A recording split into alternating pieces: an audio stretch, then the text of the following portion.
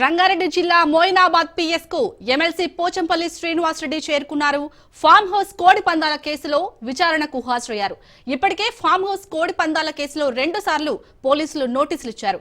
ఈ నోటీసుల్లో వ్యక్తిగతంగా విచారణకు హాజరు కావాలని పేర్కొన్నారు. ఈ నేపథ్యంలోనే పోలీసుల విచారణకు పోచంపల్లి శ్రీనివాసరెడ్డి హాజరయ్యారు.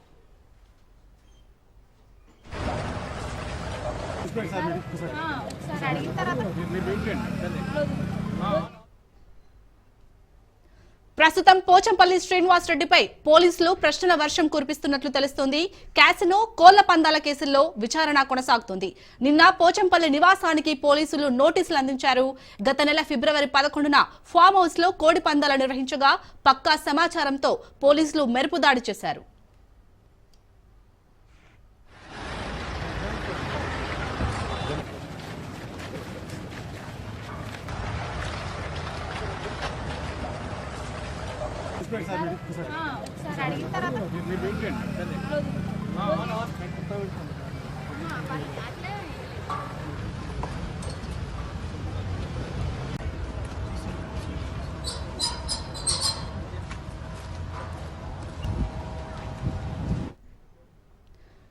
రైట్, ఇక మొయినాబాద్ పిఎస్ కి అయితే ఎమ్మెల్సీ పోచంపల్లి శ్రీనివాసరెడ్డి చేరుకున్నట్టుగా తెలుస్తుంది. ఫామ్ హౌస్ కోడి పందాల కేసులో ఇటు విచారణకు హాజరయ్యారు. ఇప్పటికైతే పోలీసులు ప్రశ్న వర్షం కురిపిస్తున్నట్టుగా తెలుస్తుంది. దీనిపై పూర్తి డీటెయిల్స్ మా ప్రతినిధి పవన్ అందిస్తారు. పవన్,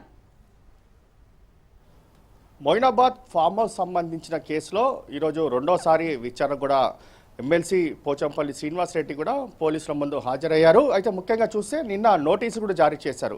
ఈరోజు విచారణకు రావాలని చెప్పి కూడా నోటీసులు జారీ చేయడంతో ఈరోజు విచారణకు కూడా హాజరయ్యారు. ముఖ్యంగా చూస్తే మొయినాబాద్ సంబంధించిన ఫామ్ హౌస్ పోచంపల్లి శ్రీనివాసరెడ్డి పైన ఉంది. అయితే ఇందులో కోడి పందాలకు సంబంధించి ఎస్ఓటి పోలీసులు ఒక్కసారిగా రైడ్స్ చేసి అక్కడ 30 లక్షలతో పాటు 55 లగ్జరీ కార్లతో పాటు దీనికి సంబంధించి కొంతమందిని కూడా అదుపులోకి తీసుకున్నారు. 64 మందిని అదుపులోకి తీసుకోగా అందులో 10 మంది తెలంగాణ వ్యక్తులుగా ఉన్నారు. మిగతా వారంతా కూడా ఏపీకి సంబంధించిన వ్యక్తులుగా ఉన్నారు. అయితే ఈ యొక్క ఫామ్ హౌస్ సంబంధించి కోడి పందాలు ఎందుకు నిర్వహిస్తున్నారు, ఎలా నిర్వహిస్తున్నారు, ఎవరు నిర్వహిస్తున్నారు, దీనిపైన పోలీసులు విచారణ చేపట్టారు. విచారణలో భాగంగా చూస్తే ఈ యొక్క ఫామ్ హౌస్ మాత్రము పోచంపల్లి శ్రీనివాసరెడ్డిగా దీనికి సంబంధించి కూడా పోలీసులు గుర్తించారు. అతనికి నోటీసులు జారీ చేయగా అతను రమేష్ అనే ఒక వ్యక్తికి లీజుకు కూడా ఇచ్చాను. ఆ లీజుకు సంబంధించిన పత్రాలను కూడా పోలీసులకు కూడా సమర్పించారు. అయితే రమేష్ మాత్రము ఏపీకి చెందిన యొక్క భూపతి రాజు శివకుమార్ అనే వ్యక్తికి కూడా అతను లీజ్ ఇచ్చారు. అతనే ఇప్పటికే దీనికి సంబంధించి గతంలో 2-3 సార్లు కూడా ఈ యొక్క కోడి పందాలు కూడా నిర్వహించారు. కోడి పందాలు నిర్వహించిన నేపథ్యంలోనే పోలీసులకు పక్కా సమాచారంతోనే పోలీసులు రైడ్స్ కూడా నిర్వహించారు. రైడ్స్ నిర్వహించిన నేపథ్యంలో ఇదంతా కూడా పోలీసులు వారందరినీ కూడా అదుపులోకి తీసుకున్నారు.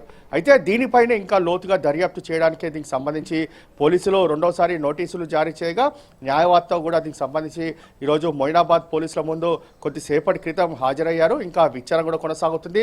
అయితే తనకు కోడి పందాలకు మాత్రము ఎలాంటి సంబంధం లేదు. ఎవరికైతే సబ్లీజ్ తీసుకున్నాడో భూపతి రాజు శివకుమార్ అతనే గతంలో కూడా కోడి పందాలు నిర్వహించినట్లుగా తెలుస్తుంది. ఎందుకంటే సంక్రాంతి పండుగ అయిపోయిన దాని తర్వాత అక్కడ కోడి పందాలు నిర్వహించిన దాని తర్వాత కొన్ని కోళ్లను ఇక్కడికి హైదరాబాద్కు తీసుకువచ్చి అక్కడ మొయినాబాద్ ఫామ్ హౌస్లో దీనికి సంబంధించి ఇందులో కోడి పందాలు నిర్వహించారు. అంతేకాకుండా క్యాసినో కూడా నిర్వహించారు.